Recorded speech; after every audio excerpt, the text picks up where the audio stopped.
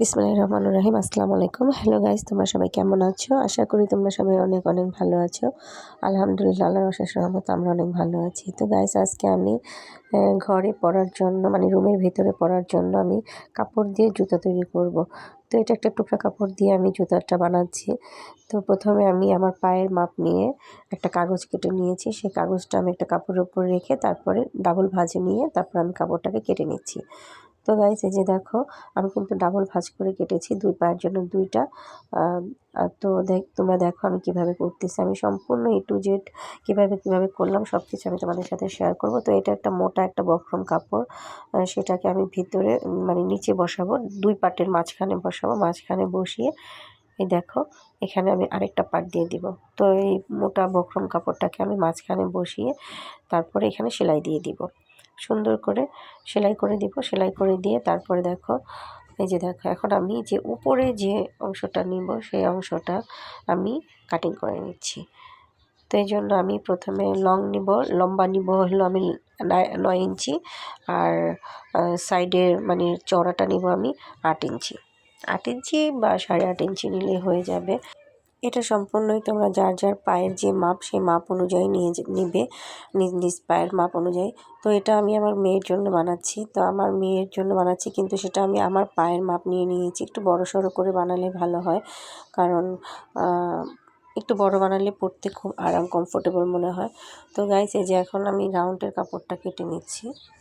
এই জুতোগুলো বানিয়ে নিলে রুমের মধ্যে আমরা খুব সুন্দর আরামসে ইউজ করা যায়, কারণ রুমে তো খালি পায়ে থাকা যায় না। কাপড়ের জুতোগুলো পরলে খুবই ভালো লাগে, এবং আমরা শীতের সময়গুলো পরলে আরও বেশি ভালো লাগে। কিন্তু আমরা তো সবসময় শীত গরম সবসময় রুমে জুতা পরি, তাই এই কাপড়ের জুতাগুলো তো গরম লাগে না এবং পরতে খুবই আরাম।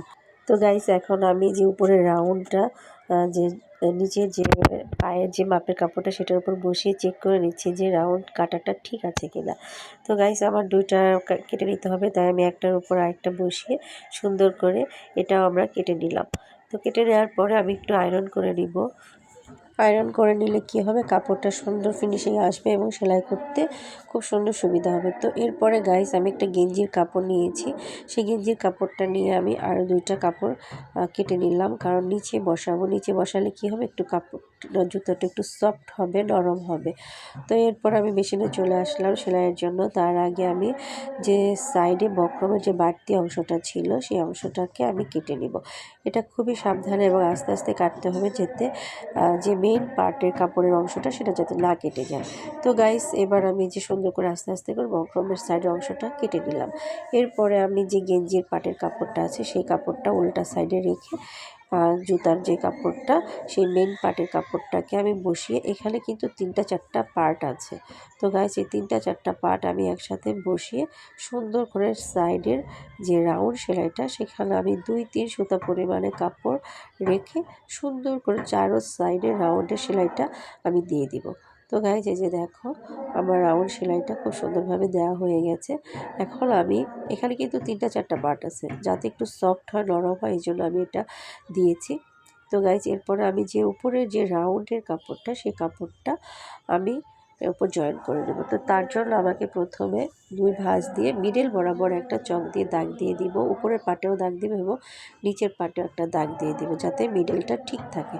তো গাইস, এরপরে আমি পিন দিয়ে 2 সাইডে আটকে নিব, সুন্দর করে আটকে নিব, যাতে আমার সেলাই করতে সুবিধা হয়। তো 2 সাইডে আমি মাপ দিয়ে সুন্দর করে 2টা পিন দিয়ে সেট করে নিয়েছি।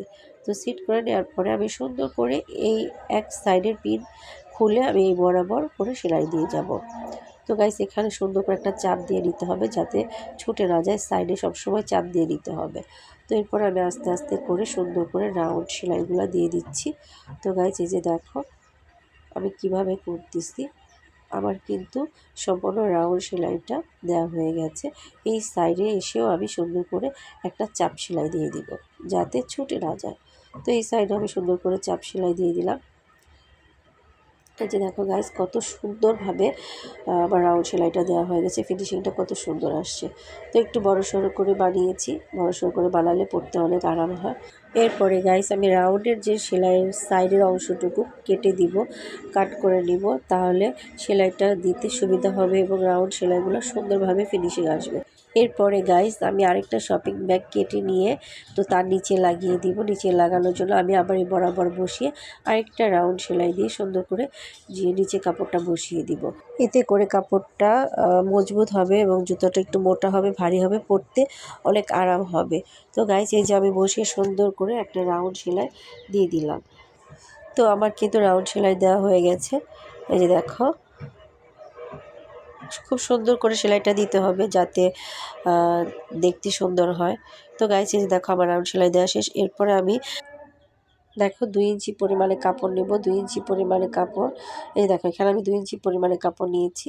2 ভাঁজ করে দিব। 2 ভাঁজ করে আমি চারো সাইডে, এটা পিছনের সাইডে নিচের সাইডে বসাবো। নিচের সাইডে বসিয়ে সুন্দরভাবে আমি আস্তে আস্তে করে চতুর সাইডের রাউন্ডে সুন্দর করে এই কাপড়টাকে আমি জয়েন করে নিব। এই কাপড়টাকে জয়েন করে নিব। দেখো আমি কিভাবে জয়েন করতেছি। এই যেখানে আমি কি করব যে এক সাইডের কাপড়টাকে আমি একটু উপর দিকে উঠিয়ে একটা ভাঁজ দিয়ে নিব।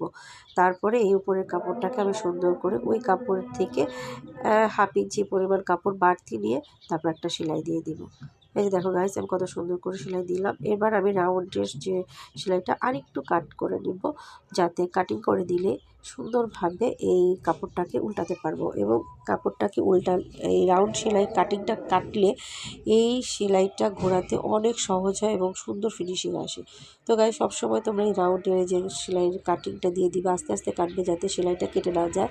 সাইডের সেলাইটা সব সময় কাট করে নিতে হবে, আস্তে আস্তে করে কেটে দিতে হবে, তাহলে যখন আমরা এই সাইডের কাপড়টা ঘোরাবো অনেক সুন্দর ফিনিশিং আসবে। এখন আমি সাইডের যে বাড়তি কাপড়ের যে অংশগুলো আছে সেগুলো একটু কেটে দিব, তাহলে যখন আমি কাপড়টাকে ঘোরাবো ফিনিশিংটা অনেক সুন্দর আসবে।